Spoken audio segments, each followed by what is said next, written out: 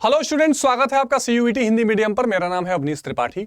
तो नागरिक शास्त्र का जो आपकी परीक्षा है 2023 यूपी बोर्ड, उन सभी विद्यार्थियों के लिए एक बहुत ही इंपॉर्टेंट और खास सेशन में लेकर आपके सामने उपस्थित हूं। तो जो मोस्ट इंपॉर्टेंट या सबसे जरूरी सवाल आपकी परीक्षा के लिए हैं, जो आपको परीक्षा में बैठने से पहले जरूर देख लेने चाहिए, उसी से संबंधित ये इंपॉर्टेंट सेशन आज आपके सामने आया है, जिसमें आप अपने पूरे के पूरे सिलेबस के सभी इंपॉर्टेंट क्वेश्चंस को आसानी से रिवाइज कर सकते हैं। तो कहीं मत जाइएगा, फटाफट इसको शेयर भी कर दीजिए सेशन को, ताकि और भी जो महत्वपूर्ण मेहनत से पढ़ रहे विद्यार्थी हैं, यूपी बोर्ड के जो इंपॉर्टेंट जो एग्जामिनेशन आने वाला है उसमें वो उन विद्यार्थियों को भी ये फायदा मिल सके। इसके अलावा क्योंकि ये एनसीईआरटी से संबंधित सवाल हैं, इसलिए ये सीबीएसई बोर्ड या अन्य बोर्ड्स के लिए परीक्षाओं के लिए भी बेहद जरूरी और बेहद खास ये सेशन होने वाला है। तो आइए बिना किसी देर के स्टार्ट करते हैं आज का ये इंपॉर्टेंट सेशन और देखते हैं कि कौन कौन से प्रमुख सवाल आज हम देखने वाले हैं। तो सबसे पहला सवाल इसमें आया है कि भारतीय कम्युनिस्ट पार्टी टूट का शिकार कब हुई, कब उसमें एक ब्रेक लगा था। तो 1980, 1960, 1961, 1962 या 1964। सही जवाब क्या हो जाएगा? तो भारतीय कम्युनिस्ट पार्टी जो देश में आजादी मिलने के बाद ही लगातार भ्रमित थी, आपस में ही विचारधारा स्पष्ट नहीं हो पा रही थी उन लोगों की कि हमें क्या टेक लेना चाहिए, क्या हमें सैद्धांतिक रूप से क्या स्टैंड लेना चाहिए। ये टकराव होते होते और अंत में जाकर 1964 में वो क्या हो गई, टूट का शिकार हो गई। तो 1964 इसका सही जवाब हो जाएगा। ठीक है, भारतीय कम्युनिस्ट पार्टी। अगला सवाल है सिंधु नदी जल संधि भारत और पाकिस्तान के बीच में कब हुई थी? 1960, 1962, 1965 या 1967? बताइए सही जवाब क्या हो जाएगा? 1960, 1962, 1965 या 1967? सिंधु नदी जल संबंध, जिसको कहते हैं इंडस वाटर ट्रीटी, ये बहुत बार खबरों में भी रहा था। इसलिए भी खबरों में रहा था कि जब भारत और पाकिस्तान के बीच में तनावपूर्ण स्थिति बनती है तो बार बार ये भारत पर दबाव आता है कि क्योंकि सिंधु नदी जो है वो भारत क्षेत्र से ही होकर पाकिस्तान में गुजरती है, तो क्यों ना हम जो एक तरह से पानी देने का समझौता है भारत की तरफ से, वो उसको ब्रेक लगाए, और जो पानी का इस्तेमाल पाकिस्तान कर रहा है, जब उस पर ब्रेक लगाया जाएगा तो उस पर एक नैतिक दबाव, एक नेचुरल दबाव बनेगा। तो इसलिए बहुत खबरों में रहता है। तो सही जवाब हो जाएगा क्या? 1960। सिंधु जल संधि के दौरान भारत और पाकिस्तान का नेतृत्व किसने किया? नेहरू और अयूब खान, नेहरू और लियाकत अली, नेहरू और भुट्टो या नेहरू और परवेज मुशर्रफ? तो कौन से दो इंपॉर्टेंट नेता थे जिन्होंने लीड किया था उस पूरे मुहिम को? तो सही जवाब क्या हो जाएगा? सही जवाब हो जाएगा नेहरू और अयूब खान। अगला सवाल है भारत और पाकिस्तान के बीच ताशकंद समझौता कब हुआ था? 1960, 1962, 1965, 1966? अब मैंने आपको कई बार ये बताया है कि आपको दो युद्ध और दो महत्वपूर्ण समझौते ध्यान रखने हैं। तो एक 1965 भारत पाकिस्तान युद्ध, भारत पाक युद्ध, नतीजा बताने की जरूरत नहीं है कि भारत जीता था। ठीक एक साल बाद 1966 में होगा ताशकंद समझौता, जब लाल बहादुर शास्त्री जी देश के प्रधानमंत्री थे। ताशकंद समझौता, ठीक है।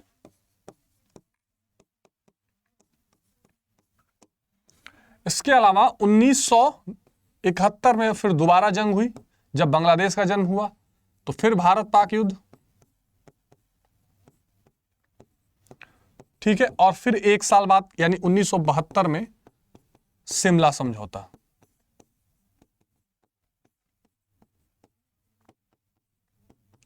ठीक है, तो ये दो बहुत इंपॉर्टेंट चीजें थी, इन्हें ध्यान रखिएगा। भारत पाक युद्ध, भारत पाक युद्ध दोनों है। तो जो ताशकंद समझौता है वो 1966 में होगा, और जो शिमला है 1972 में होगा। तो यहां भारत और पाकिस्तान के बीच ताशकंद समझौता कब होगा? तो सही जवाब क्या हो जाएगा? 1966, यानी घ इसका सही जवाब, राइट आंसर हो जाएगा। ठीक है, कोई डाउट नहीं है? नहीं सर, ठीक है। किस भारतीय प्रधानमंत्री की मौत ताशकंद समझौते के दौरान हुई? ये बहुत एक, और इस पर ताशकंद फाइल जैसी कई फिल्में भी बनी हैं। तो कौन सा भारतीय प्रधानमंत्री थे जब ताशकंद समझौता हो रहा था तो उनकी मृत्यु हो गई थी? तो जवाहरलाल नेहरू, लाल बहादुर शास्त्री, गुलजारी लाल नंदा या इनमें से कोई नहीं? तो जाहिर सी बात है लाल बहादुर शास्त्री, और इनको क्या कहा जाता था? गुदड़ी के लाल। और इन्होंने कौन सा इन्होंने नारा दिया था? जय जवान जय किसान। शिमला समझौता कब हुआ? 1971, 1972, 1973, 1974? तो अभी थोड़ी देर मैंने आपको पहले बताया कि 1971 में भारत और पाकिस्तान के बीच एक और युद्ध हुआ, और उस बीच फिर ये खबर आई कि भाई बधाई हो, क्या हुआ है? बधाई हो, बांग्लादेश हुआ है। ठीक है, तो ये एक इंपॉर्टेंट रूप से आपने देखा होगा कि ये इंपॉर्टेंट एक खबर आई थी। और इस खबर के बाद फिर क्या हुआ? 93,000 सैनिकों को कब्जा कर लिया गया था भारत के द्वारा, यानी बंदी बना लिया गया था। तो उनको छुड़ाने के लिए ये सब समझौता हुआ, और ये 1972 में हुआ था, 1972। नेहरू की विदेश नीति का मूल आधार क्या था? विदेश नीति मैंने आपको पहले ही बताया था कि इस पर बहुत अलग सेशंस में भी, दूसरे सेशन में भी मैंने चर्चा किया था।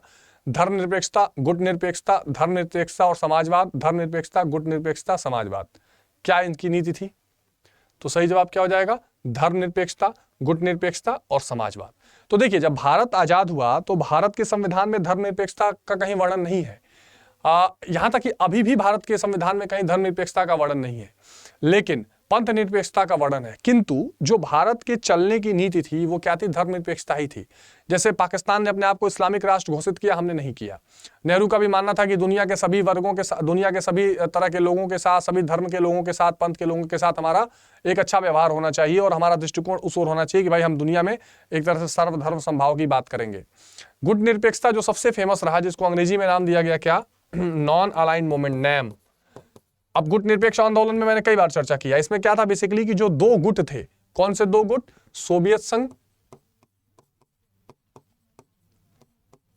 सोवियत संघ और अमेरिका।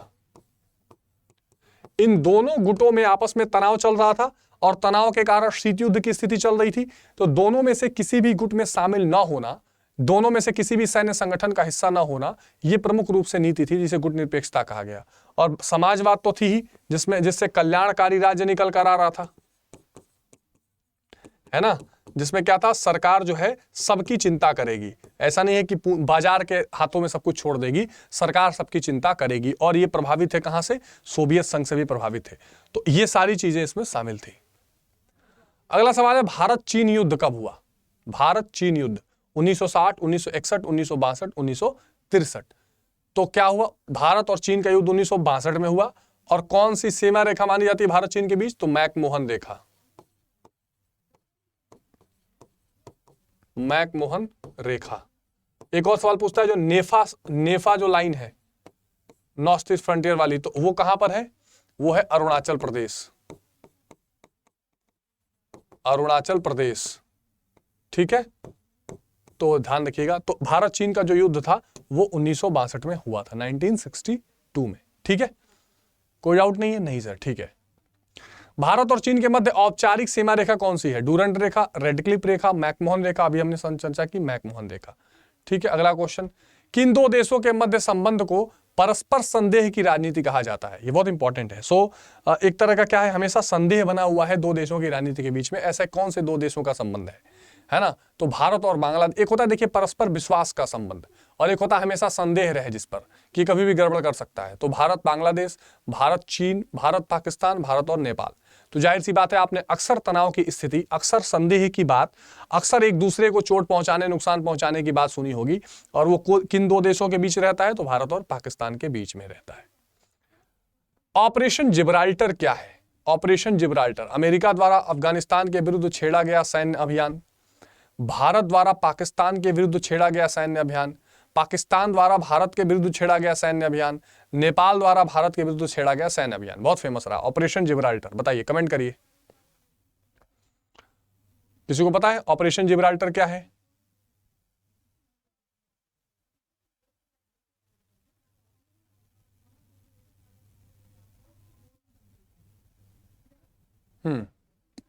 चलिए, तो सही जवाब क्या हो जाएगा? पाकिस्तान के द्वारा, हाँ पाकिस्तान,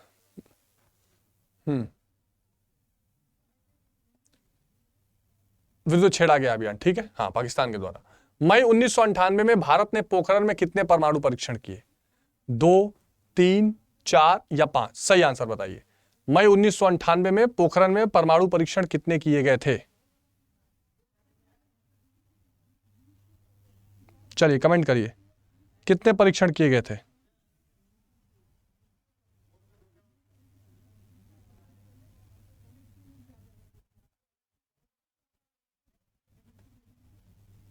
ठीक है, तो सही जवाब क्या हो जाएगा? सही जवाब हो जाएगा 5। ठीक है, और ऑपरेशन जिब्राल्टर वाला ध्यान रखिएगा, टिक पे मत जाइएगा, पाकिस्तान द्वारा ही किया गया था भारत के विरुद्ध कश्मीर में। भारत की विदेश नीति का प्रमुख निर्धारक तत्व क्या है? भू राजनीति की स्थिति यानी जियोपॉलिटिकल, राष्ट्रीय हित, राष्ट्रीय सुरक्षा या व्यक्तित्व का प्रभाव? तो भारत की विदेश नीति का प्रमुख निर्धारक तत्व कौन सा है? कौन सी चीज मुख्य रूप से विदेश नीति को निर्धारित करती है? भू राजनीतिक स्थिति, राष्ट्रीय हित, राष्ट्रीय सुरक्षा या व्यक्तित्व का प्रभाव? सही जवाब क्या हो जाएगा? भू राजनीतिक स्थिति, जियो पॉलिटिकल कंडीशन। अगला देखते हैं, भारतीय विदेश नीति की सबसे प्रमुख विशेषता क्या है? असंलग्नता की नीति, पंचशील का पालन, राष्ट्रीय हितों की सुरक्षा या निशस्त्रीकरण का समर्थन। भारतीय विदेश नीति की प्रमुख विशेषता क्या है? असंलग्नता की नीति, पंचशील का पालन, राष्ट्रीय हितों की सुरक्षा, निशस्त्रीकरण का समर्थन।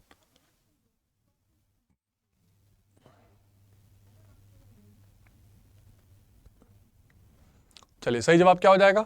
सही जवाब हो जाएगा असंलग्नता की नीति। ठीक है, हाँ, तो किसी भी गुट से संलग्न नहीं रहना है। भारतीय विदेश नीति का मुख्य उद्देश्य क्या है? राष्ट्र के साथ अंतर्राष्ट्रीय सहयोग करना, राष्ट्रों के मध्य न्यायपूर्वक और सम्मानजनक संबंध बढ़ाना, अंतर्राष्ट्रीय शांति और सुरक्षा के लिए कार्य करना, राष्ट्रों के साथ शुद्ध आचरण और व्यवहार का पालन करना। मुख्य उद्देश्य क्या है इसमें से बताइए? कमेंट्स को, स्टेटमेंट्स को ठीक से पढ़िए। चलिए कमेंट करिए। ये सारे एनालिटिकल क्वेश्चंस आपसे पूछे जा सकते हैं परीक्षा में, जो बेहद खास और जरूरी हैं। तो सही जवाब इसमें क्या हो जाएगा? सही जवाब हो जाएगा राष्ट्रों के मध्य न्यायपूर्ण और सम्मानजनक संबंध बनाना। भारतीय विदेश नीति के पूर्ण सफल न होने के मुख्य कारण क्या है? राष्ट्रीय सुरक्षा में पूर्ण सफल न होना, मित्र और शत्रु को समझने में भूल करना, नीति निर्धारण के लिए आवश्यक सूचनाओं को एकत्रित न कर सकना, या नीति निर्धारण में यथार्थवादिता का अभाव। यथार्थवादिता क्या होती है? जो एग्जैक्ट है, जो चीज चल रही हो। जैसे आपने सुना शुतुरमुर्ग की कहानी, कि वो क्या करता है, वो क्या करेगा, रेत में बहुत जोर से अपने चोंच को धंसा लेगा कि कोई चीज दिखाई ना दे, पर उससे समस्या टल तो जाएगी नहीं। तो सही जवाब क्या हो जाएगा? सही जवाब हो जाएगा नीति निर्धारण में यथार्थवादिता का अभाव। जो यथार्थ चीजें हैं उससे कहीं ना कहीं कट जाना। घ इसका सही जवाब हो जाएगा। ठीक है, भारत द्वारा असंलग्नता नीति अपनाने का मुख्य कारण क्या है? शीत युद्ध से बचने के लिए, सभी देशों से समान रूप से सहयोग प्राप्त करने के लिए, समस्या का सही आकलन करके नीति निर्धारण करने के लिए, या किसी देशों के मध्य विवादों से अपने को अलग रखने के लिए। सही जवाब क्या हो जाएगा?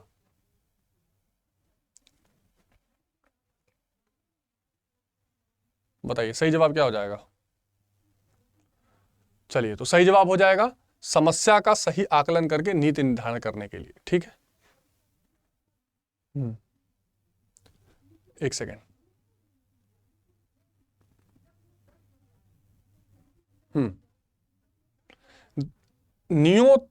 ये नियोजित विकास है। ठीक है, नियोजित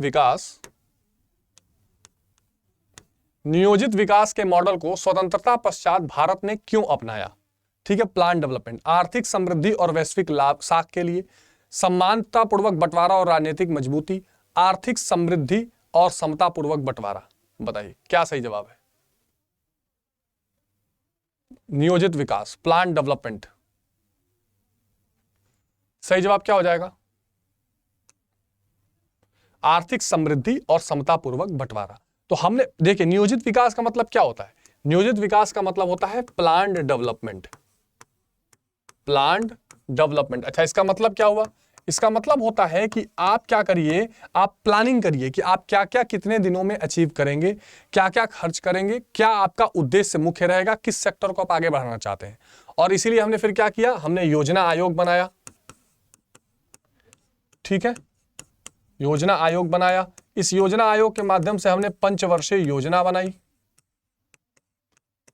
पंचवर्षीय योजना बनाई, उसके लक्ष्य और उद्देश्य निर्धारित किए और वहां से काम करना शुरू किया, नियोजित करके काम करना, नियोजित अर्थव्यवस्था बना के शुरू किया काम करना, ताकि हम आर्थिक वृद्धि यानी हम अपना नेशनल इनकम, जीडीपी, ये सब भी बढ़ाएं, और समतापूर्वक बंटवारा यानी जिसको जो चीजें नहीं उपलब्ध हैं, जिस तक संसाधन नहीं पहुंचे हैं, उन तक संसाधन भी पहुंचाए जा सकें।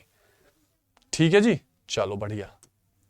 अगला देखते हैं, मराठी कवि नामदेव दसाल को कविता में आए सूरजमुखी आशीषों वाला फकीर का अर्थ किसकी ओर संकेत करता है? यह एनसीईआरटी से लिया गया है।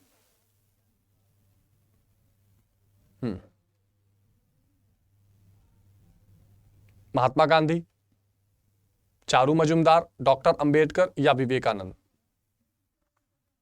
सही जवाब क्या हो जाएगा? डॉक्टर अंबेडकर।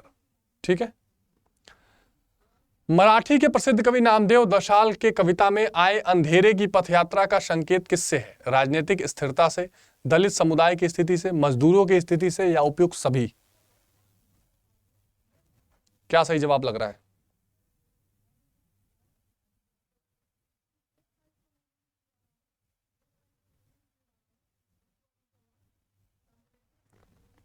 सही जवाब क्या हो जाएगा? दलित समुदाय की स्थिति से। ठीक है। सन 1988 में मेरठ शहर में 20,000 किसानों द्वारा अनुशासित आंदोलन मांगे सरकार द्वारा मान ली गई, जिसका नेतृत्व किस दल ने किया था? बहुत इंपॉर्टेंट है। तो जन आंदोलन वाला जो पूरा चैप्टर है उससे संबंधित है कि 20,000 किसानों ने शांतिपूर्वक धरना प्रदर्शन किया था और सरकार ने उसकी बातें मान ली थी। तो इसका नेतृत्व भारतीय किसान संघ ने किया था, भारतीय किसान यूनियन ने किया था, भारतीय मजदूर संघ ने किया था, या इनमें से कोई नहीं? क्या हो जाएगा सही जवाब? सही जवाब क्या हो जाएगा? सही जवाब हो जाएगा भारतीय किसान यूनियन। ठीक है, इससे सवाल पूछा था, BKU। सुंदरलाल बहुगुणा का नाम किस आंदोलन से जुड़ा है? कृषकों के आंदोलन, मानव अधिकार की सुरक्षा के लिए आंदोलन, श्रमिकों का आंदोलन, या चिपको आंदोलन जो एक पर्यावरण आंदोलन था? सुंदरलाल बहुगुणा क्या हो जाएगा सही जवाब? तो यहां पर सही जवाब हो जाएगा चिपको आंदोलन। ठीक है, चिपको आंदोलन से जुड़ा था, जिसमें क्या था, जिसमें जो किसान थे वो क्या कर जो वहां पर लोग थे और खासकर महिलाएं थी, जब पेड़ काटने के लिए लोग आए तो उन्होंने क्या कर दिया, उन्होंने उसको पेड़ों को अपने हाथों से पकड़ लिया या बाहों में भर लिया ताकि लोग उसको काट ना सकें। ठीक है, और ये उत्तराखंड का चमोली जिला था, ध्यान रखिएगा। ठीक है जी, चलिए। नेशनल कॉन्फ्रेंस किस राज्य से संबंधित है? एक पार्टी है, किस राज्य से संबंधित पार्टी है? जिसमें फारूक अब्दुल्ला, उमर अब्दुल्ला जैसे नेता हैं। बिहार, उत्तर प्रदेश, जम्मू कश्मीर, इनमें से कोई नहीं? चलिए, तो सही जवाब क्या हो जाएगा? जम्मू कश्मीर हो जाएगा। ठीक है, यही एक और क्षेत्रीय दल है, उसका क्या नाम है? PDP। ठीक है, जिसकी नेता है महबूबा मुफ्ती। ठीक है। तेलंगाना का आंदोलन किस राज्य से संबंधित था? झारखंड, महाराष्ट्र, उत्तर प्रदेश, या आंध्र प्रदेश? तो एक नए राज्य को बनाने के लेकर यह आंदोलन था, किस राज्य से अलग करके? और यहां से कई सवाल आपके जुड़े हुए हैं जो आपके सिलेबस के हैं, जैसे इसका जवाब हो जाएगा क्या? आंध्र प्रदेश हो जाएगा। ठीक है ना, इसका जवाब हो जाएगा आंध्र प्रदेश से काट के तेलंगाना बनाया गया। और आंध्र प्रदेश क्या था? जब 1953 में राज्य पुनर्गठन आयोग की स्थापना हुई, राज्य पुनर्गठन आयोग की स्थापना हुई, और 1956 में आंध्र प्रदेश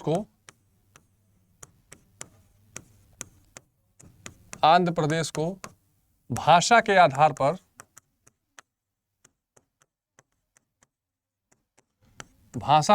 पर प्रथम राज्य बनाया गया। ठीक है, जो भाषा के आधार पर बनाया गया था। और फिर 2013 में इसी आंध्र प्रदेश से अलग करके तेलंगाना को क्या किया गया? एक नया राज्य बनाया गया, जिसकी राजधानी हैदराबाद बनाई गई।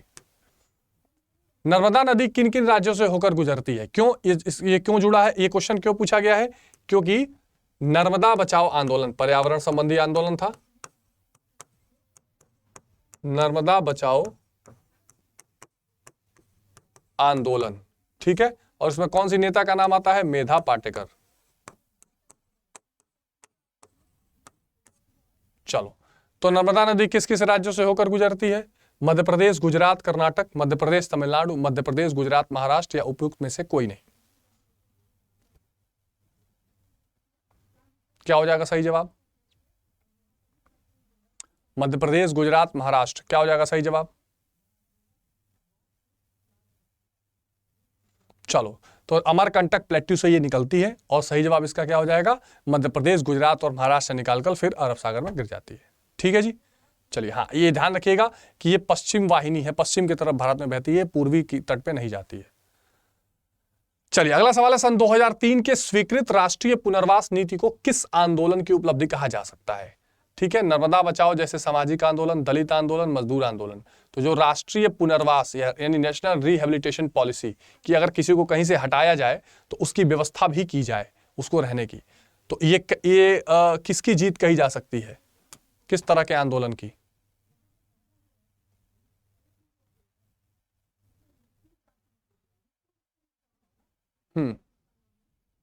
चलिए, तो ये क्या इसका सही जवाब हो जाएगा? नर्मदा बचाओ सामाजिक आंदोलन। क्योंकि नर्मदा बचाओ आंदोलन में यही बार बार मांग की जा रही थी कि इससे जो गांव डूबेंगे, विस्थापित होंगे, उन लोगों को कहां बसाया जाएगा, तो इससे फिर एक रिहेबिलिटेशन पॉलिसी भी बनाई गई। ताड़ी विरोधी आंदोलन किसके द्वारा हुआ? दलितों द्वारा, मजदूरी द्वारा, किसानों द्वारा, महिलाओं द्वारा? तो ताड़ी विरोधी आंदोलन कहां हुआ? ये विशेष रूप से दक्षिणी जो राज्य है तमिलनाडु, आंध्र प्रदेश से मुख्य रूप से जुड़ा हुआ है। और ये एक तरह से शराब विरोधी आंदोलन था। तो ये किसके द्वारा किया गया था? तो ये किया गया था महिलाओं के द्वारा। ठीक है, ताड़ी विरोधी आंदोलन जो था ये एक महिला आंदोलन के रूप में जाना जाता है। ठीक है जी। चलिए, कोई डाउट नहीं होना चाहिए। अगला सवाल, आजादी के बाद मुंबई, कोलकाता, कानपुर जैसे औद्योगिक शहरों में कौन से आंदोलन हुए? किसान आंदोलन, वन आंदोलन, मजदूर आंदोलन, प्रदूषण के विरुद्ध आंदोलन।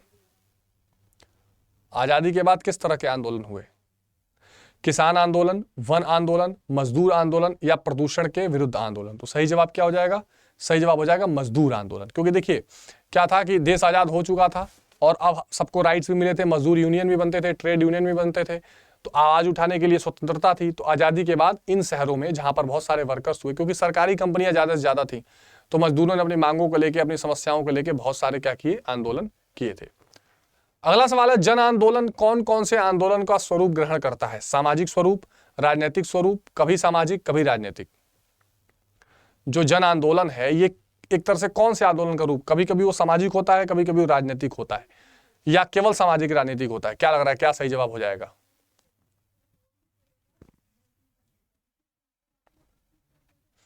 चलिए, सही जवाब क्या हो जाएगा? तो ये हो जाएगा कभी वो राजनीतिक हो जाता है और कभी वो सामाजिक हो जाता है। ब्रॉड ट्राउलिंग जैसे प्रौद्योगिकी का उपयोग किस भारत में किया जाता है? बताइए। बिल्कुल, वॉट्स ट्राउलिंग जैसे प्रौद्योगिकी का उपयोग किस भारत में किया जाता है? मत्स्य दोहन, खनिज दोहन, जंगल दोहन, उपरोक्त सभी। सही जवाब क्या लग रहा है, क्या सही आंसर हो जाएगा इसका? बताइए, कमेंट करिए।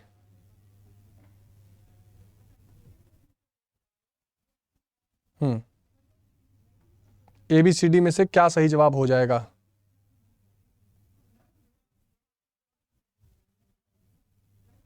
चलिए, तो इसमें सही जवाब क्या हो जाएगा? मत्स्य दोहन हो जाएगा। सूचना का अधिकार का आंदोलन किस राज्य में हुआ था? सूचना का अधिकार आंदोलन बिहार, राजस्थान, उत्तर प्रदेश, हरियाणा। सूचना के अधिकार के लिए आंदोलन किस राज्य में हुआ था? तो सही जवाब क्या हो जाएगा? राजस्थान इसका सही जवाब हो जाएगा। सरदार सरोवर बांध किस नदी पर बना? गंगा, सिंधु, ब्रह्मपुत्र या नर्मदा। सरदार सरोवर बांध, जिस बांध के लिए फिर आंदोलन भी चला था अभी, जिसकी हमने चर्चा की थी, गंगा, सिंधु, ब्रह्मपुत्र या नर्मदा। बताइए क्या लग रहा है, क्या सही जवाब हो जाएगा?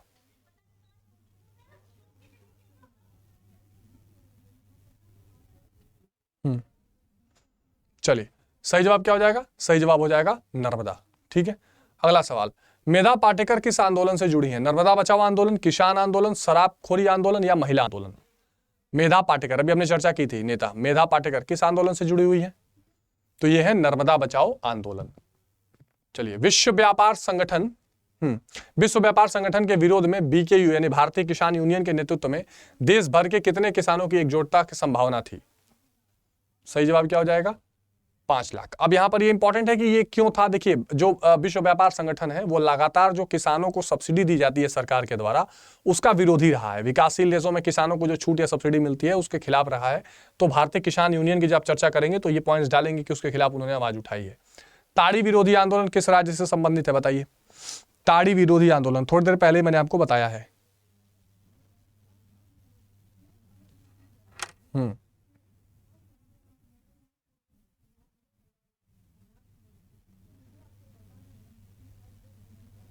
चलो, तो ये क्या जवाब हो जाएगा? आंध्र प्रदेश सही जवाब हो जाएगा। चिपको आंदोलन से किसका संबंध है? चौधरी चरण सिंह, देवीलाल, सुंदरलाल बहुगुणा, मेधा पाटेकर। चिपको आंदोलन, सही जवाब क्या हो जाएगा? सुंदरलाल बहुगुणा। ठीक है। दलित पैंथर संगठन के अवनति के बाद किस संगठन ने इसकी क्षतिपूर्ति की? Forward block, communist party, backward and minority federation, भारतीय किसान यूनियन।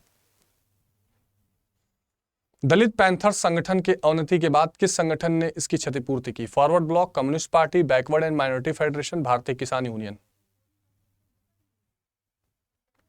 सही जवाब क्या हो जाएगा? सही जवाब हो जाएगा बैकवर्ड एंड माइनॉरिटी फेडरेशन। और दलित पैंथर्स क्या था? ये महाराष्ट्र में युवा पढ़े लिखे दलितों का एक समूह था, जो समूह क्या करता था? लोगों को उनके अधिकारों के प्रति सचेत करता था, उनकी शिक्षा की बात करता था, और जो भेदभाव सामाजिक रूप से दिखाई देता था उस भेदभाव के खिलाफ वो आवाज उठाता था। अगला सवाल है, मछली मारने वाली विदेशी कंपनियों के विरोध में किस वर्ष MNFM में राष्ट्रव्यापी हड़ताल का आह्वान किया गया? ठीक है, हाँ NFF 2002, 2001, 1998, 1999, तो ये 2002 हो जाएगा। किस दशकों में समाज में कई तबकों का राजनीतिक दलों से मोह भंग होना शुरू हो गया? चलिए कौन सा वो दशक था? तो 70 और 80 के दशक, 60 और 80 के दशक, 80 और 90 के दशक, उपरोक्त में से कोई नहीं। सही जवाब क्या हो जाएगा? 70 और 80 के दशक में। 70 और 80 के दशक में। अगला सवाल है, भारतीय किसान यूनियन के प्रमुख थे जिन्होंने विश्व व्यापार संगठन का विरोध किया? चरण सिंह, सुंदरलाल बहुगुणा, देवीलाल, महेंद्र सिंह टिकैत। सही जवाब क्या हो जाएगा? महेंद्र सिंह टिकैत। ठीक है। चिपको आंदोलन में पेड़ों की कटाई की मांग के साथ महिलाओं ने और किसके विरोध में आंदोलन किया था?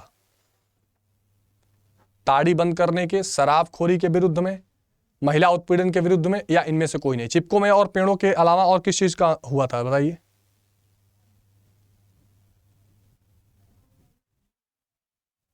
हम्म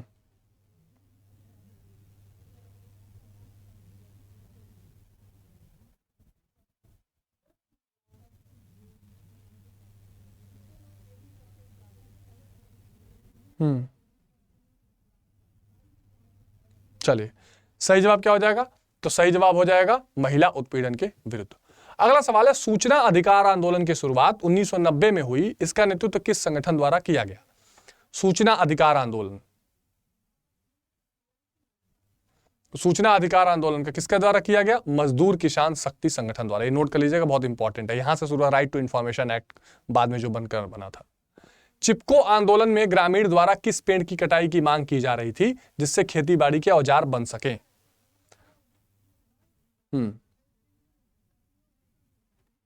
सही जवाब क्या हो जाएगा? अंगू के पेड़। ठीक है।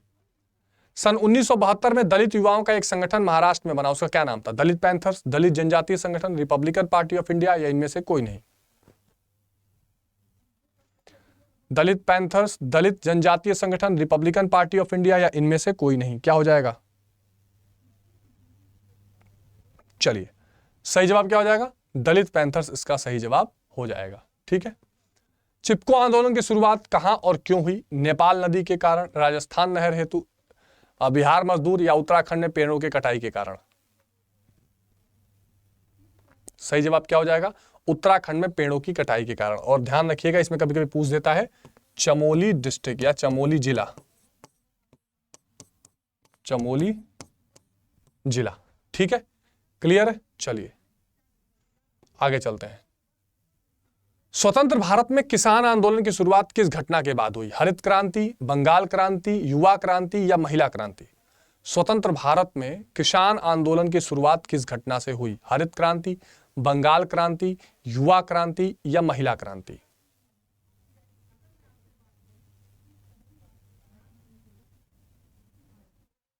चलिए सही जवाब क्या हो जाएगा? सही जवाब हो जाएगा हरित क्रांति। अब देखो क्या हुआ ना कि हरित क्रांति में विशेष रूप से, पहले बात तो हरित क्रांति क्या था, मैंने कई सेशन में बताया है।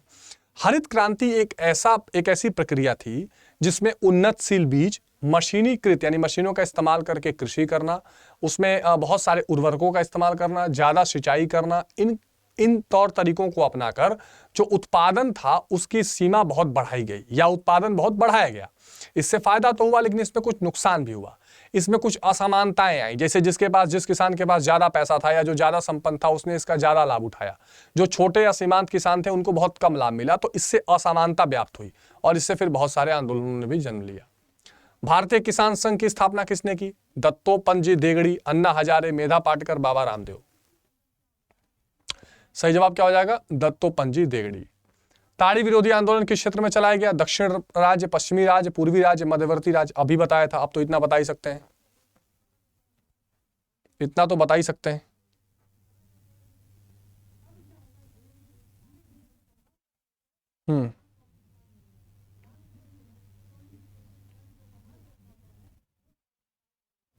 चलो सही जवाब क्या हो जाएगा? दक्षिणी राज्य। भारत सरकार ने महिला सशक्तिकरण नीति बनाई सन 1960, 1980, 1990, 2001। महिला सशक्तिकरण नीति कब बनाई थी? महिला सशक्तिकरण की नीति कब बनाई थी? चलिए सही जवाब क्या हो जाएगा? सही जवाब हो जाएगा 2001 में। पंचायत चुनाव में महिलाओं को कितने प्रतिशत आरक्षण प्राप्त है? कुल सीट का 1/4, कुल सीट का 1/5, 1/8 या 1/3। तो आपको पता है कि 73वां संविधान संशोधन,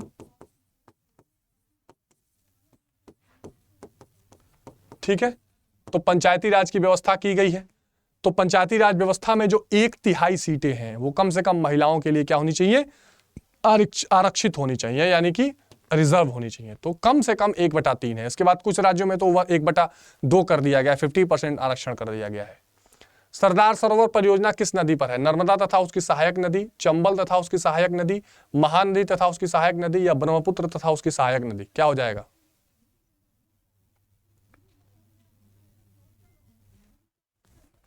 क्या हो जाएगा सही जवाब?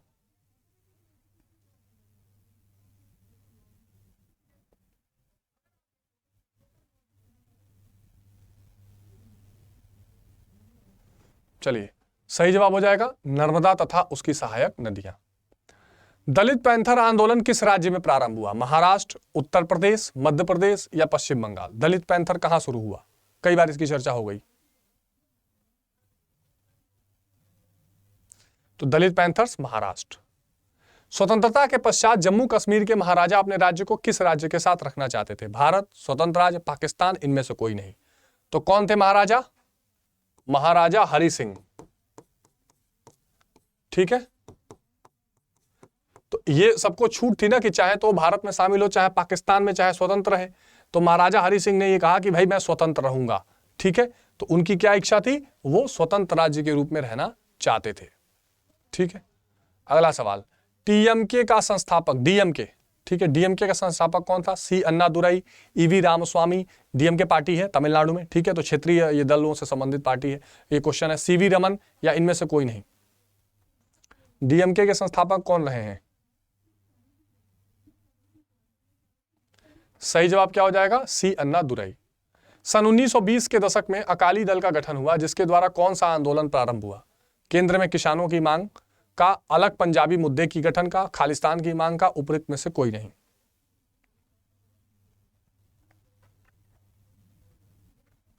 क्या सही जवाब हो जाएगा?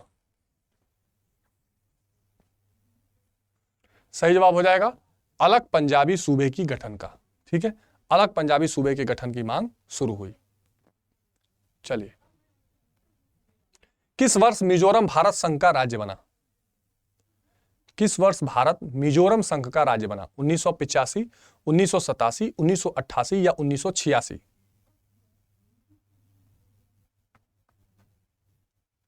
मिजोरम भारत संघ का राज्य कब बना? सही जवाब क्या हो जाएगा? अच्छा, ये सही जवाब हो जाएगा 1987। शिरोमणि अकाली दल किस राज्य की क्षेत्रीय पार्टी है? शिरोमणि अकाली दल, इसका चुनाव चिन्ह है तराजू। शिरोमणि अकाली दल पंजाब, झारखंड, आंध्र प्रदेश, केरल।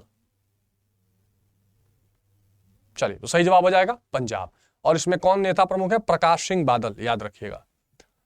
निम्नलिखित में से कौन सा एक बिहार का क्षेत्रीय दल है? झारखंड मुक्ति मोर्चा, लोक जनशक्ति पार्टी, समाजवादी पार्टी या डीएमके? देखिए, झारखंड मुक्ति मोर्चा जो है ये है जेएमएम, और ये है झारखंड की पार्टी, शिबू सोरेन वाली।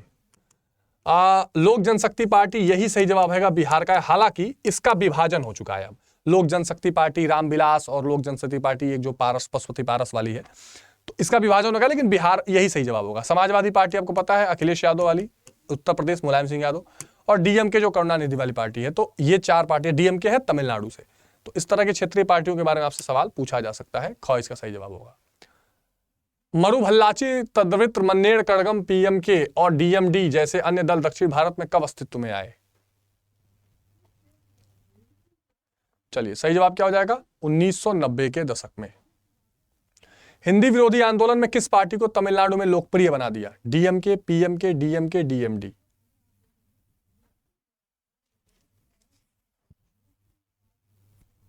चलो, सही जवाब क्या हो जाएगा?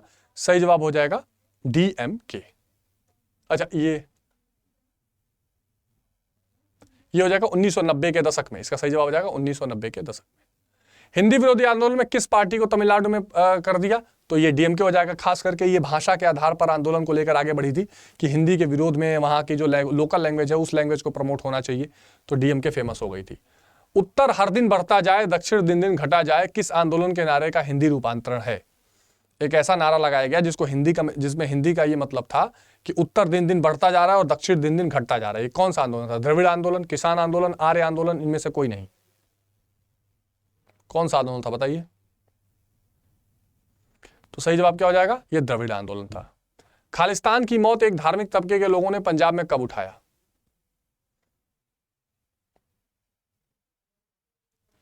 चलिए सही जवाब क्या है? 1980 के में। बिहार की प्रथम महिला मुख्यमंत्री कौन थी? एनी बेसेंट, मायावती, सरोजिनी नायडू या राबड़ी देवी?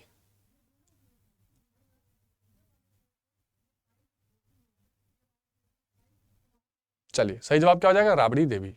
ठीक है, लालू प्रसाद यादव की पत्नी। सिख दंगा भारत में किस वर्ष हुआ? 1980, 1984, 1985 या 1988? सिख दंगा कब हुआ? चलिए सही जवाब क्या आ जाएगा? 1984। कश्मीर में भारत में विलय पर किसे आपत्ति थी? किसे आपत्ति? National conference, Hurriyat, panthers party, people democratic party? सही जवाब क्या हो जाएगा? हुर्रियत कॉन्फ्रेंस। शेख अब्दुल्ला की सरकार को किस वर्ष बर्खास्त करके कैद कब कर लिया गया? जो फारूक अब्दुल्ला के पिता थे वो शेख अब्दुल्ला थे। वो पहले हरि सिंह के साथ प्रधानमंत्री के रूप में भी काम करते थे। बाद में उनकी सरकार को बर्खास्त कर दिया गया और गिरफ्तार कर लिया गया। ये किस सन की बात है? तो ये किसकी बात है? 1953। किस राज्य का निर्माण भाषा के आधार पर हुआ? झारखंड, छत्तीसगढ़, आंध्र प्रदेश या उत्तराखंड? भाषा के आधार पर किस राज्य का निर्माण हुआ?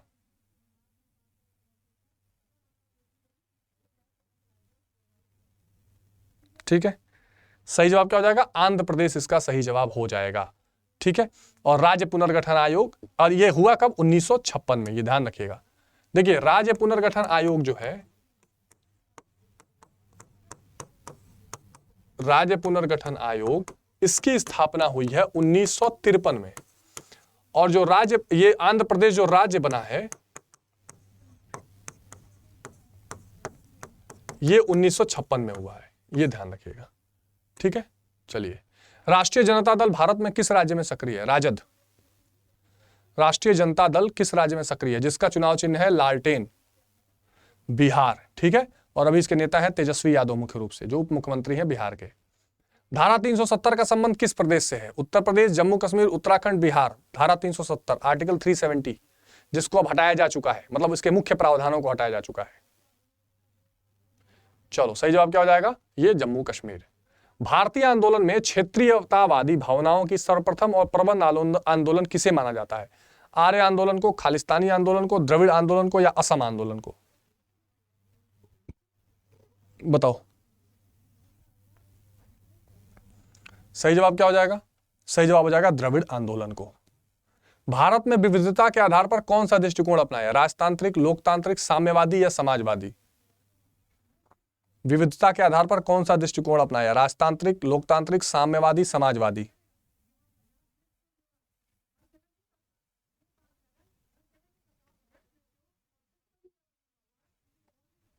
चलो सही जवाब क्या हो जाएगा? हाँ, लोकतांत्रिक। ठीक है, तो भारत ने क्या किया? भारत ने यह देखा कि भाई यहां पर अलग अलग तरह के लोग हैं, अलग अलग तरह की विचारधारा है, अलग अलग तरह के क्षेत्र हैं, तो सबकी बात अगर सुननी है तो लोकतांत्रिक व्यवस्था ही अपनानी पड़ेगी। तो हमने डेमोक्रेटिक राज्य बनाया। नागालैंड को किस वर्ष राज्य का दर्जा मिला? नागालैंड को किस वर्ष राज्य का दर्जा मिला? 1948, 1950, 1963, 1954?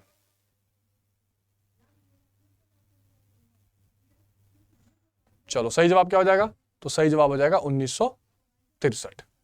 भारतीय किसान यूनियन किस प्रदेश के किसानों का संगठन था? उत्तर प्रदेश और हरियाणा, बिहार और झारखंड, गुजरात या दक्षिण भारत? भारतीय किसान यूनियन।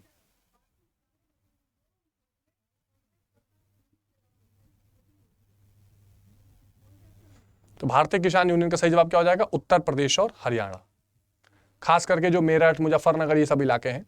सर्वप्रथम किस राज्य में महिलाओं को पंचायतों में 50% आरक्षण दिया? बिहार, पश्चिम बंगाल, महाराष्ट्र या तमिलनाडु? किसने सबसे पहले 50% का आरक्षण दिया महिलाओं को पंचायती राज में? बहुत इंपॉर्टेंट क्वेश्चन है।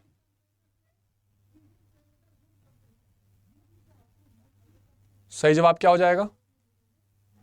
सही जवाब हो जाएगा बिहार। तो बिहार ने सबसे पहले दिया था। अगला सवाल है, भारत जम्मू कश्मीर को संविधान के किस धारा के अंतर्गत स्वायत्तता बनाए रखने के लिए सहमत हो गया?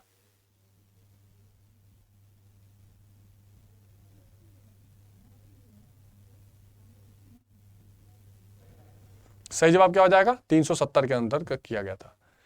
जब पाकिस्तान ने स्वतंत्रता के तुरंत पश्चात जम्मू कश्मीर पर आक्रमण किया तो यहां के महाराजा हरि सिंह किसके साथ रहना स्वीकार किए? तो उन्होंने क्या किया? कबायली आक्रमण कर दिया, अत्याचार करने लगे कश्मीर पर। तो वहां के राजा ने किसके साथ जाने का फैसला किया और इंस्ट्रूमेंट ऑफ एनेक्सेशन जो साइन किया? तो जाहिर सी बात है भारत के साथ। ठीक है। द्रविड़ आंदोलन का नेतृत्व किस नेता द्वारा हुआ था? ईडी रामास्वामी, चंद्रबाबू नायडू, अन्नादुरई, उपरोक्त सभी। द्रविड़ आंदोलन का नेतृत्व किस नेता द्वारा हुआ था?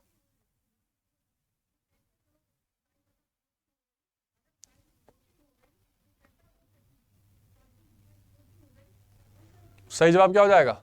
ईवी रामास्वामी। 6 दिसंबर 1992 को कौन सी घटना हुई? गोधरा कांड, बाबरी मस्जिद का विध्वंस, जनता दल का गठन, राजग सरकार का गठन। और इस समय कौन सी राजनीति हावी थी? एनसीईआरटी में मिलेगी आपको, मंडल वर्सेस कमंडल। मंडल बनाम कमंडल। ठीक है। तो ये थे बीपी मंडल, बिंदेश्वरी प्रसाद मंडल। ठीक है, जिन्होंने क्या किया? 27% आरक्षण की संस्तुति की थी ओबीसी के लिए। तो एक तो ये मामला चल रहा था, और कमंडल का मतलब जो बाबरी मस्जिद का विध्वंस हुआ और जो रथ यात्रा पूरे देश में निकली थी भाजपा के द्वारा, एक वो राजनीति में गर्माहट चल रही थी। तो ये इंपॉर्टेंट चीज थी। सही जवाब हो जाएगा बाबरी मस्जिद का विध्वंस। तृणमूल कांग्रेस पार्टी की स्थापना किसके द्वारा की गई? ज्योति बसु, जयललिता, शरद पवार, ममता बनर्जी। तृणमूल कांग्रेस पार्टी की स्थापना किसके द्वारा की गई थी?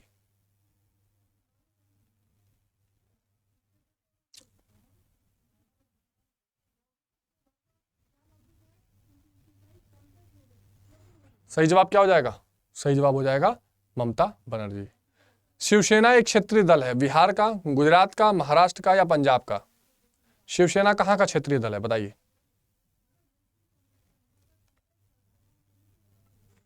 सही जवाब क्या हो जाएगा? महाराष्ट्र का। शिवसेना कहां का क्षेत्रीय दल है? महाराष्ट्र का। अगला सवाल, द्रविड़ आंदोलन में किस बात पर ज्यादा जोर था? राष्ट्रीयता, क्षेत्रवाद, जातिवाद, इनमें से कोई नहीं। द्रविड़ आंदोलन का किस पर ज्यादा जोर था? राष्ट्रीयता, क्षेत्रवाद, जातिवाद, इनमें से कोई नहीं।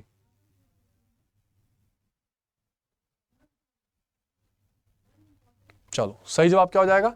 जाहिर सी बात है क्षेत्रवाद पर ज्यादा जोर था। द्रविड़ आंदोलन का राजनीतिक संगठन द्रविड़ संग्राम का विरोध किसने किया? जातिवाद, ब्राह्मणवाद, धर्म या इनमें से कोई नहीं।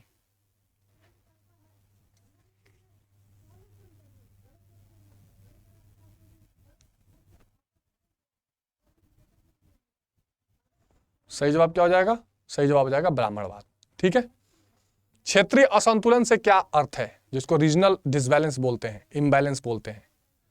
कोई भाग ज्यादा विकसित, कोई भाग कम विकसित, सभी का विकास समान होता है, सभी पिछड़े रहते हैं, उपरोक्त में से कोई नहीं। सही जवाब क्या हो जाएगा? कोई भाग ज्यादा विकसित हो जाएगा, कोई भाग कम विकसित हो जाएगा। तो ये क्षेत्रीय असंतुलन कहलाता है। पूर्वोत्तर के राज्यों में शामिल नहीं है, नागालैंड, अरुणाचल प्रदेश, मिजोरम या केरल। पूर्वोत्तर में क्या शामिल नहीं है?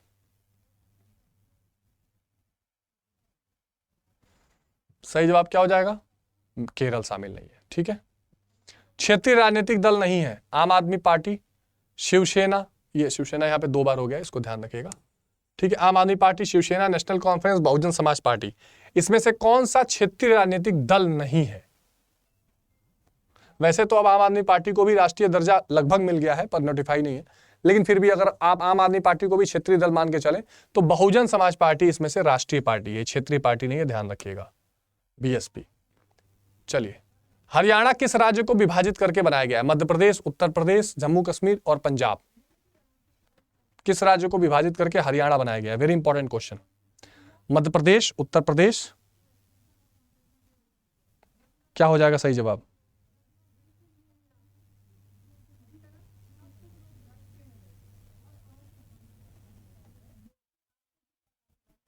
चलो, सही जवाब क्या हो जाएगा? पंजाब। ऑपरेशन ब्लू स्टार किस राज्य में अलगाववादियों के विरुद्ध चलाया गया? Punjab, Jammu Kashmir, Haryana, Bihar. Operation blue star किस राज्य के अलगाववादियों के विरुद्ध चलाया गया? पंजाब, जम्मू कश्मीर, हरियाणा, बिहार।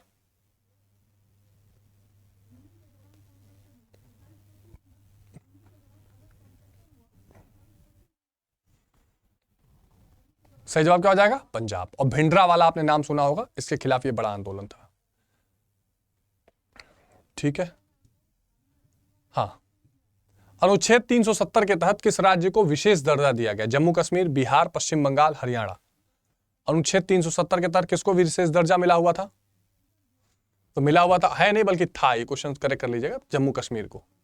7 महीने नाम से किसे जाना जाता है? पूर्वोत्तर के 7 राज्यों को, दक्षिण के 7 राज्यों को, पूर्वोत्तर के 7 राजनीतिज्ञों को, या दक्षिण के 7 राजनीतिज्ञों को? तो कौन कौन से राज्य? अरुणाचल, मिजोरम, नागालैंड, मणिपुर, मेघालय, त्रिपुरा, असम। तो ये जो है, ये 7 बहनें, 7 सिस्टर इनको माना जाता है, जो पूर्वोत्तर की राज्य है। इसमें एक सिक्किम भी जोड़ दिया जाता है तो 8 बहनें भी कह दिया जाता है कभी कभी, लेकिन खैर ये कम से कम 1 2 3 4 5 6 7, ये 7 बहनें जो है पूर्वोत्तर के 7 राज्यों को कहा जाता है। ठीक है, क्लियर? इसमें तो कोई डाउट नहीं है, तो ध्यान रखिएगा। तो इसका सही जवाब क हो जाएगा। उल्फा किस राज्य में सक्रिय और अलगाववादी संगठन है? अब तो खैर खत्म होते होते गया, लेकिन बहुत इसका नाम है उल्फा। असम, छत्तीसगढ़, पंजाब, उड़ीसा। तो उल्फा जो है असम में बहुत एक्टिव था। ठीक है, निम्नलिखित में कौन देश सुरक्षा परिषद का स्थायी सदस्य नहीं है? देखिए, ये बहुत इंपॉर्टेंट क्वेश्चन है। संयुक्त राष्ट्र संघ है, तो संयुक्त राष्ट्र संघ जिसे आप यूएनओ कहते हैं, ठीक है, इसका एक इंपॉर्टेंट एजेंसी है सिक्योरिटी काउंसिल, जिसे आप कहते हैं सुरक्षा परिषद। ठीक है, तो सुरक्षा परिषद में 2 भाग होते हैं। एक होते हैं स्थायी सदस्य, परमानेंट मेंबर, एक होते हैं अस्थायी सदस्य। जो स्थायी सदस्य हैं उसमें 5 सदस्य हैं। कौन से? ब्रिटेन, यूएसए, चीन, रूस, यही 4 इसमें दिया हुआ है ना, ब्रिटेन, रूस, भारत, अमेरिका। अच्छा, तो ये एक इसमें 5वां है फ्रांस। तो अब ये इसमें जो भारत है ये सही जवाब हो जाएगा। भारत स्थायी सदस्य नहीं है। जो अस्थायी सदस्य है वो 10 होते हैं। टोटल सुरक्षा परिषद में 15 सदस्य होते हैं, 5 स्थायी और 10 अस्थायी। ठीक है, तो जाहिर सी बात है इसमें क्या सही जवाब हो जाएगा? इसमें सही जवाब हो जाएगा भारत। और जो सुरक्षा परिषद के सुधारों की बात चल रही है कि इसमें रिफॉर्म्स होने चाहिए, उन सुधारों में लगातार ये बात चल रही है कि भारत को भी सुरक्षा परिषद का, खास करके भारत है, जापान है, जर्मनी है, दक्षिण अफ्रीका है, ब्राजील है, ऐसे देश भी लगातार मांग कर रहे हैं कि उनको भी स्थायी सदस्यता मिलनी चाहिए। देखो, स्थायी सदस्यों को विशेष पावर क्या होती है? उनके पास वीटो पावर होता है। क्या होता है? वीटो, विशेषाधिकार। वो क्या करते हैं, अगर किसी भी एक मुद्दे पर एक देश भी सहमत नहीं है तो उस मुद्दे के साथ आगे नहीं बढ़ा जा सकता है, वीटो लगा दिया जाता है। तो ये स्थायी सदस्य में होता है। यूएनओ की स्थापना कब हुई थी? 1948, 47, 45, 1950। तो सही जवाब क्या हो जाएगा? 1945। अच्छा, 1945 को कौन सा दिन था? 24 अक्टूबर। इसलिए इस दिन यूएन डे भी मनाया जाता है, 24 अक्टूबर। ठीक है, ध्यान रखिएगा, बहुत इंपॉर्टेंट है। विश्व श्रम संगठन, जिसको कहते हैं इंटरनेशनल लेबर ऑर्गेनाइजेशन, इसका मुख्यालय कहां है? जिनेवा, पेरिस, दिल्ली या लंदन? विश्व श्रम संगठन, वर्ल्ड लेबर ऑर्गेनाइजेशन का मुख्यालय कहां है? तो सही जवाब हो जाएगा जिनेवा में। गुटनिरपेक्ष देशों का भाग निम्न में से कौन सा देश नहीं था? भारत, इंडोनेशिया, पाकिस्तान या ये सभी? तो गुटनिरपेक्ष आंदोलन क्या था? दुनिया में जो शीत युद्ध चल रहा था, 2 महाशक्तियां थीं, दोनों महाशक्तियों में से किसी भी एक सैन्य गुट का हिस्सा न होना, अपने आप को तटस्थ बनाकर रखना, ये गुटनिरपेक्ष आंदोलन था। और जाहिर सी बात है पाकिस्तान इसका मेंबर नहीं था, बाकी भारत, क्योंकि पाकिस्तान तो सीधे सीधे अमेरिका के गुट में शामिल था। तो भारत, इंडोनेशिया, मिस्र, ठीक है, यूगोस्लाविया, ऐसे देश इसमें शामिल थे। और गुटनिरपेक्ष आंदोलन संबंधी 2-3 चीजें ध्यान रखिएगा। एक तो 1955 बांडुंग सम्मेलन, ये इंपॉर्टेंट एक इसमें कड़ी थी। 1961 बेलग्रेड, यहां पहली मीटिंग हुई थी, 1961 है ये। ठीक है, पहली गुटनिरपेक्ष मीटिंग हुई थी यहां पर। ठीक है, चलिए क्लियर है, आगे चलते हैं। विश्व बैंक की स्थापना कब हुई? 1957, 1985, 1990, 1945, ये 1945 है। सही जवाब 1945 हो जाएगा। ठीक है, तो इसको कहते हैं ब्रेटन वुड्स संस्थाएं, क्योंकि ब्रेटन वुड्स में हुई थी शहर में। ब्रेटन वुड्स संस्था, इसमें दो थी, एक बनी विश्व बैंक और एक IMF, इंटरनेशनल मॉनेटरी फंड। ठीक है, तो विश्व बैंक गरीब देशों को लोन देता है, IMF जो है वो ये लगभग इंटरेस्ट फ्री लोन और लंबे समय तक लिए देता है, ये कम समय तक के लिए नियम और शर्तों के साथ लोन देता है, तो IMF। ठीक है, अंतर्राष्ट्रीय मुद्रा कोष। UNO का मुख्यालय कहाँ है? Islamabad, London, Geneva, New York. संयुक्त राष्ट्र संघ का मुख्यालय कहाँ है? तो ये मुख्यालय है न्यूयॉर्क में। ठीक है, अगला क्वेश्चन देखते हैं। WTO की स्थापना कब हुई? 1995, 1948, 1943, 1950। देखिए 1948 में एक संस्था बनी थी गैट, ठीक है, जिसको बोला जाता है general agreement on trade and tariff. पहले ये संस्था थी general agreement on trade and tariff. ठीक है, लेकिन इसी के जगह पर 1995 में फिर क्या हुई? WTO की स्थापना हुई। ठीक है, तो सही जवाब इसका क्या हो जाएगा? 1995 हो जाएगा, 1995। ठीक है, संयुक्त राष्ट्र दिवस कब मनाया जाता है? 22 अक्टूबर, 25 अक्टूबर, 26 अक्टूबर या 24 अक्टूबर? ये 24 अक्टूबर है, तो ये मनाया जाता है 24 October. 24 October is celebrated as UN day, United Nation day. ठीक है, अगला क्वेश्चन है विश्व महिला दिवस कब मनाया जाता है? 10 दिसंबर को, 8 मार्च को, 1 दिसंबर को, 2 अक्टूबर को? सही जवाब हो जाएगा 8 मार्च को। विश्व महिला दिवस जो है वो 8 मार्च को मनाया जाता है। अंतर्राष्ट्रीय मुद्रा कोष का मुख्यालय कहां है? Manila, Jakarta, Paris, Washington. International monetary fund. सही जवाब क्या हो जाएगा? Washington DC। संयुक्त राष्ट्र संघ के महासचिव अंटोनियो गुटेरस किस देश से हैं? हालांकि चेंज हो गए हैं फिर। सही जवाब क्या हो जाएगा? पुर्तगाल। WTO में कितने देश हैं? 50, 160, 170, 164। विश्व व्यापार संगठन। सही जवाब कितना हो जाएगा? 164। सुरक्षा परिषद के स्थायी सदस्यों की संख्या कितनी है? 5, 6, 7, 14। अभी मैंने बताया, इसको P5 देश कहते हैं। फिर मेरे साथ लिखिए, P5 देश कौन कौन से? सबसे बॉस तो USA रहेगा, अमेरिका, अपना पड़ोसी चीन उसमें शामिल है, जिसने हमको गुलाम बनाया ब्रिटेन, ये भी इसमें शामिल है। ठीक है, और सोवियत संघ जो था वो टूट गया, तो उसका उत्तराधिकारी रूस, जो आजकल बहुत युद्ध में शामिल रहता है यूक्रेन से, वो है, और एक फ्रांस देश है। तो ये सारे 5 जो है स्थायी सदस्यों इसमें मेंबर है। बाकी हर 2 साल पे 10 अस्थायी सदस्य भी चुने जाते हैं। ठीक है, तो सही जवाब क्या हो जाएगा? 5। संयुक्त राष्ट्र संघ के चार्टर में कितनी धाराएं हैं? 111, 112, 115, 120।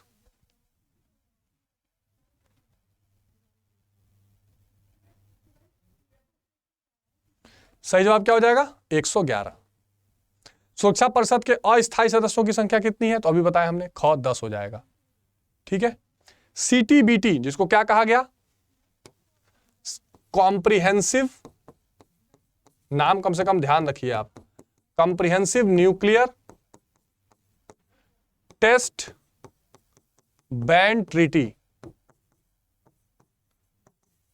ठीक है, परमाणु एक तरह से जो टेस्ट थे, जो ये सभी टेस्टों को क्या किया गया? बंद करने के लिए या परीक्षण को रोकने के लिए ये ट्रीटी की गई, समझौता किया गया था। तो ये क्या इसका सही जवाब हो जाएगा? हाँ, तो कब स्वीकारा गया CTBT प्रस्ताव को संयुक्त राष्ट्र संघ द्वारा? तो संयुक्त राष्ट्र संघ द्वारा इसको स्वीकारा गया 1998 में। संयुक्त राष्ट्र संघ के प्रथम एशियाई महासचिव कौन है? बान की मून, यूथांट, कोफी अन्नान या बुत्तर संघाली? प्रथम एशियाई महाद्वीप के। सही जवाब हो जाएगा बान की मून इसका सही जवाब हो जाएगा। सॉरी, यूथांट। UNO से पहले कौन सी संस्था कार्य कर रही थी? WHO, लीग ऑफ नेशन, सुरक्षा परिषद? इनमें से कोई नहीं। तो प्रथम विश्व युद्ध जब समाप्त हुआ तो उस प्रथम विश्व युद्ध के बाद ही कोशिश की गई कि दुनिया में शांति स्थापना की जाए, और उसी प्रयास के लिए लीग ऑफ नेशन की एक शुरुआत की गई थी। हालांकि वो द्वितीय विश्व युद्ध को रोकने में नाकाम रहा था। ठीक है, संयुक्त राष्ट्र महासभा की पहली महिला सभापति कौन थी? जो संयुक्त राष्ट्र महासभा है, ठीक है, जनरल असेंबली, इसमें सभी देश होते हैं। प्रतिभा पाटिल, विजय लक्ष्मी पंडित, अरुंधति राय, इंदिरा गांधी।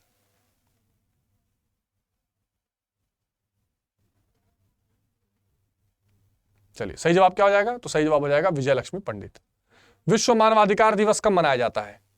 26 जनवरी, 15 अगस्त, 1 मई, 10 दिसंबर, जिस दिन संयुक्त राष्ट्र संघ ने मानवाधिकारों की घोषणा की थी। तो सही जवाब हो जाएगा 10 दिसंबर, ठीक है। चलिए, अंतर्राष्ट्रीय न्यायालय का मुख्यालय कहां स्थित है? इंटरनेशनल कोर्ट ऑफ जस्टिस जिसको कहते हैं, जेनेवा, बर्लिन, न्यूयॉर्क, हेग।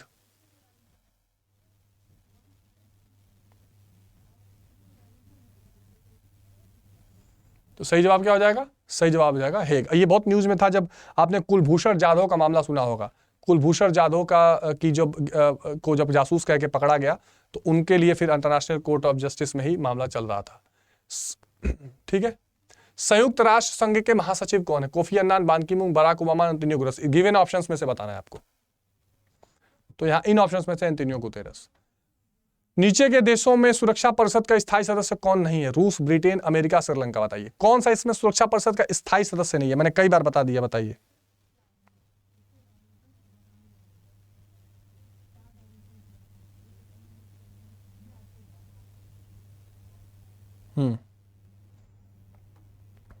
चलिए, तो जाहिर सी बात है इसमें श्रीलंका जो है उसका सदस्य नहीं है, बाकी तीन तो ही है, अभी मैंने आपको बताया है। अगला सवाल है, अटलांटिक चार्टर पर किस देश ने हस्ताक्षर किया? Bharat, Pakistan, Britain, France, America, Britain या जर्मनी, सोवियत संघ। अटलांटिक चार्टर पर किन देशों ने हस्ताक्षर किए? सही जवाब क्या हो जाएगा? सही जवाब हो जाएगा अमेरिका, ब्रिटेन। संयुक्त राष्ट्र संघ की स्थापना कब की गई? 1945, 1946, 1943, 1944। संयुक्त राष्ट्र संघ की स्थापना कब की गई? सही जवाब क्या हो जाएगा? 1945। संयुक्त राष्ट्र संघ में कितने देश शामिल है? 1990, 190, 191, 192, 193।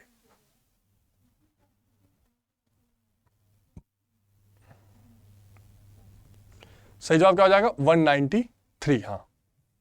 निम्नलिखित में से किसका आशय अंतर्राष्ट्रीय स्तर पर काम करने वाली वित्तीय संस्थाओं और लागू होने वाले नियमों से है?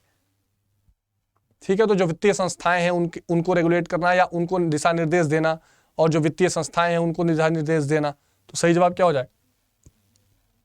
IMF, ठीक है।